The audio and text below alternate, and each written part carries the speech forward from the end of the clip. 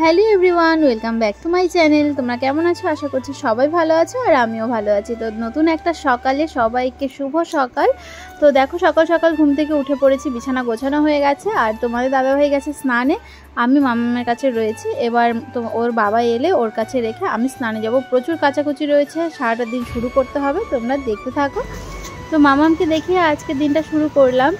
আর তোমাদের কেমন লাগলো জানিও। ধীরে ধীরে মামাম বড় হয়ে যাচ্ছে, সময়গুলো যেন খুব তাড়াতাড়ি চলে যাচ্ছে আর কি। মামাম তাড়াতাড়ি বড় হয়ে যাচ্ছে, আমার এরকম মনে হচ্ছে সব সময়। যাই হোক, দেখো প্রচুর কাচাকুচি থাকে জানো ছোট বাচ্চা থাকলে।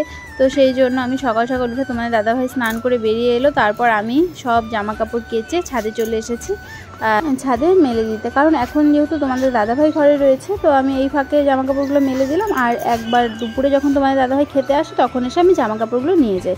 তো চলো আমি ফটাফট করে জামা কাপড়গুলো মেলে দিই। দেখো এত সকাল, এখন মানে 7:30 পৌনে 8টা বাজে, অথচ কী পরিমাণ রোদ উঠেছে আমি তাকাতে পারছি না, মানে এত রোদ উঠেছে। আর আমি মানে বিছানার নিচে একটা গামলা রাখি, সেই গামলাতে সারাদিন মামামের যত জামা কাপড় হয় সব আমি জমাই, পরের দিন সকালবেলায় সব ধুয়ে দিই, বুঝেছো। আমি মানে দিনে ওই অল্প অল্প করে ধুই না, তার জন্য আমার সকালবেলা অনেক জামা কাপড় থাকে ধোয়ার জন্য। তো আমি বাসি শাড়িটি চেঞ্জ করে চলে এসেছি। এখন আমি স্নান করব না, স্নান করব দুপুরবেলা। মাম্মামকে ফ্রেশ করিয়ে স্নান করিয়ে আমি পরে যখন ও ঘুমায় তখন এক ফাঁকে গিয়ে স্নান করে নিই। আর এই জন্য আর কি এখন পুজোর ফুলও তুলে নিয়ে যাব, নিয়ে রেখে দেবো, কারণ এখন তো আর আমি আসবো না ছাদে, কারণ মামামকে রেখে তো আর আসা সম্ভব না, সেই জন্য। তো চলো ঝটপট ফুল তুলে তারপর নিচে যাব। নিচে গিয়ে আমি দেখো চুল ফুল কিছু আছড়াইনি, এখন নিজের যত্ন করতেই পারছি না, কি করব, ছোট বাচ্চা নিয়ে একা থাকি বুঝতেই পারছো। তো সেই জন্য আমি এখন গিয়ে আবার তোমার দাদাভাইয়ের টিফিন করব, নিজেও কিছু খাবো, খুব খিদে পেয়ে যায় এখন, মানে সারাটা রাত তো আর কিছু খাওয়া হয় না। আর মাম্মাম যেহেতু ব্রেস্ট ফিড করে তার জন্য আমার কিন্তু সকাল সকালই খিদে পেয়ে যায় প্রচণ্ড। তো আমি ফুলটা তুলে তাড়াতাড়ি নিচে গিয়ে টিফিন করব। দেখো নিচে এসে দেখি মাম্মাম এখন ওর বাবা ওকে উল্টে দিয়েছে, মানে শুধু কাঁধ ফিরে যায় তো উল্টে দিয়েছে, এভাবে রয়েছে। যদিও এখন ওর একদমই ছোট, 3 মাস সবে ওর বয়স। তো চা খাওয়া হয়ে গেছে। এবার আমি একটু দুধ সুজি বানালাম, একটু ভারী কিছু না খেলে তো পেটে থাকবে না, তো এটা খেয়ে তারপর আমি ভাত বসাবো। তো দেখো দুজনের জন্য একই প্লেটে ভাগ ভাগ করে নিয়ে নিয়েছি, আর আলাদা করিনি। আর এই যে এখানে আমার মহারানী শুয়ে আছে ওর পাপার হাত ধরে। ওর ঘুম পেয়েছে, ওকে ঘুম পাড়িয়ে দেবো। 11টার দিকে ওকে স্নান করে, 11টা সাড়ে 11টা। মামামকে ঘুম পাড়িয়ে দিয়েছে, ওর বাবা ওই ঘরেই রয়েছে। তো তোমাদের দাদাভাইয়ের আজকে ছুটি আছে, সেটা আমি সকাল সকাল ভুলেই গেছিলাম জানো, এত কাজের মধ্যে। আর মামামকে নিয়ে মানে সারাদিন মাথার মধ্যে ঘুরে আমার মনেই ছিল না যে আজকে ওর ছুটি আছে। তো পরে মনে পড়লো, ওই জন্য আমি তাড়াতাড়ি করে স্নানটা করে নিলাম। ভাবলাম আজকে যেহেতু ছুটি আছে, মামাম শুয়ে আছে, তারপর মামাম ঘুম থেকে উঠলে ওকে স্নান করিয়ে আমরা একটু সাই বাবার মন্দিরে যাব, কারণ অনেক দিন থেকে যাওয়ার কথা ছিল কিন্তু ছুটির অভাবে যাওয়া হচ্ছে না। তার মধ্যে আজকে বৃহস্পতিবার, তো সেই জন্য ভাবলাম তাহলে আজকের দিনটাই ভালো হবে মন্দিরে যাওয়ার জন্য। তো সেটাই ঠিক করলাম। তারপরে আমি আর তোমাদের দাদাভাই যে মন্দিরে যাব। দেখো মামাম ঘুম থেকে উঠে পড়েছে, এবার ওকে নিয়ে এসেছি আমি স্নান করাতে। তো আমি ওকে কীভাবে স্নান করাই, কি করি, সেটা তোমাদের সঙ্গে আজকে একটু শেয়ার করে নিচ্ছি। অন্যদিন তো একা করাই, যেহেতু তোমাদের দাদাভাই থাকে না তো ভিডিও কেউ করে দিতে পারে না, তাই তোমাদের সঙ্গে শেয়ার করা হয় না। আজকে যেহেতু তোমাদের দাদাভাই রয়েছে তাই বললাম একটু দেখাও আমি কিভাবে একা একা সব করি, সেটাই সেই জন্য আর কি তোমাদের দাদাভাই ভিডিওটা করে দিচ্ছে, তাই আমারও একটু সুবিধা হলো, তোমাদের সঙ্গে শেয়ার করতে পারলাম। মাম্মাম তো এখনও বসতে পারে না, কিন্তু ওর মানে নিজেকে ধরে রাখতে পারে, তাই আমি ওকে এক হাত দিয়ে ধরে আরেক হাত দিয়ে স্নান করাই খুব সাবধানের সাথে। আর তারপর কোলে নিয়ে মাথা ধোয়াই, মুখে সাবান দিলে এভাবে করি।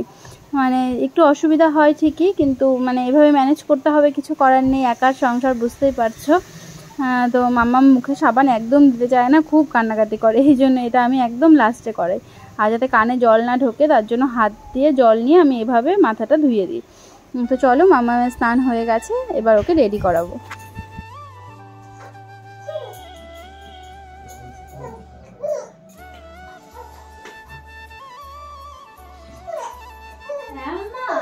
কোথায় যাবো আমরা? মন্দিরে মন্দিরে মন্দিরে, হ্যাঁ পুজো দিতে যাবো, বুঝেছো? হ্যাঁ তুমি নতুন জামা পরেছো? ও বাবা, নতুন জামাও পরতে পারে আমার মামাটা।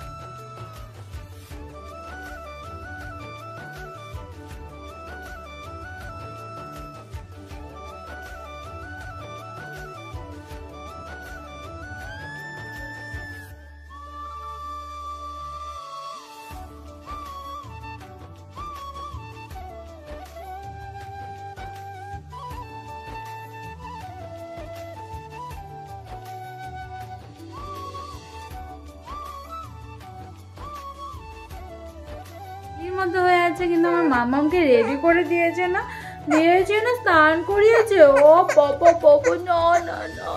তো এই দেখো তোমাদের দাদাভাই মামামকে নিয়ে টোটোতে উঠে পড়েছে। তোমাদের দাদাভাই যদি থাকে, যখন বাড়িতে থাকে, মানে ও মামামকে নিজের কাছেই রাখতে চায়, আমাকে কিছুতেই দিতে চায় না।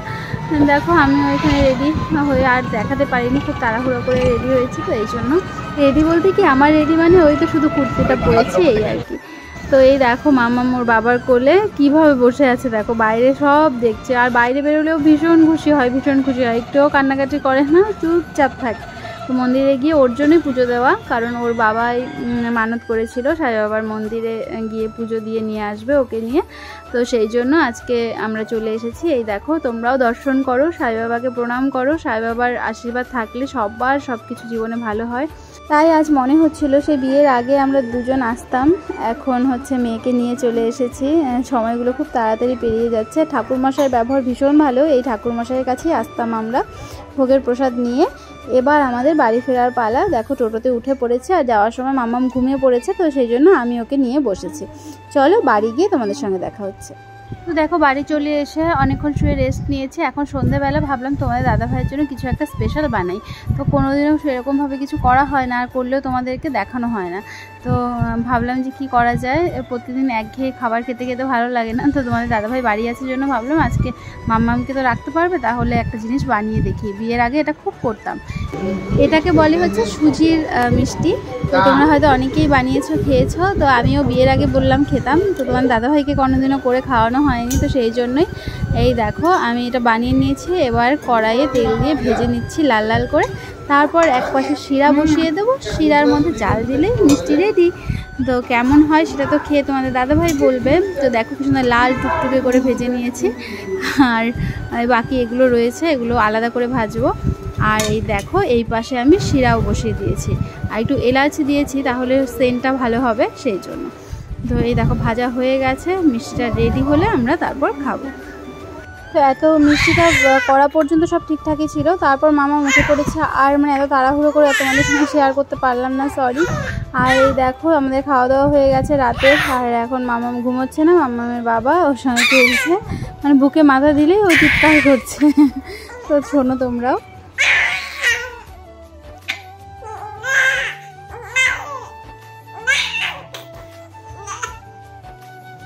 কি হয়েছে? সারাদিন ঘুমু ঘুমু করে এখন রাত্রে 12:30টার সময় তুমি উঠে পড়েছো, আর ঘুমু করবে না? আর ঘুমু করবে না? হ্যাঁ, কথা বলা হচ্ছে আবার। মাম্মাম, এ মাম্মাম, হ্যাঁ তুমি কি করছো? তুমি ঘুমু করবে না? দেখো অবস্থা, সারাদিন এমনিতে কালকে তোমাদের দাদাভাই ডিউটি আছে, তাই ওকে বললাম তুমি শুয়ে পড়ো। আর আমি তো, ইনি ঘুমাচ্ছে না, তাহলে আমি কিভাবে ঘুমাবো? ওনার সাথে আমাকেও জেগে থাকতে হবে, তাই না? তো আমি দেখো, তো এখন এইভাবে যদি জেগে থাকে, আমি সকালবেলা কী করে উঠে সব কাজকর্ম করব? আমাকে তো সকাল সকাল উঠতে হয়, কিন্তু এটা তো আমার মাম্মা বুঝতে পারছে না। যাই হোক, তো এখন অনেক রাত, 12:10 বেজে গেছে, মাম্মাম ঘুমোচ্ছে না। কালকে তোমার দাদাভাইয়ের অফিস আছে, তো আমি দেখি ওকে কখন ঘুম পাড়াতে পারি, তারপর আমিও শুয়ে পড়বো। তো চলো, আজকের ব্লগটা কেমন লাগলো তোমাদের অবশ্যই জানিও। আর ব্লগটা আমি এখানেই শেষ করছি, নেক্সট ব্লগে তোমাদের সঙ্গে দেখা হবে। Bye bye, good night.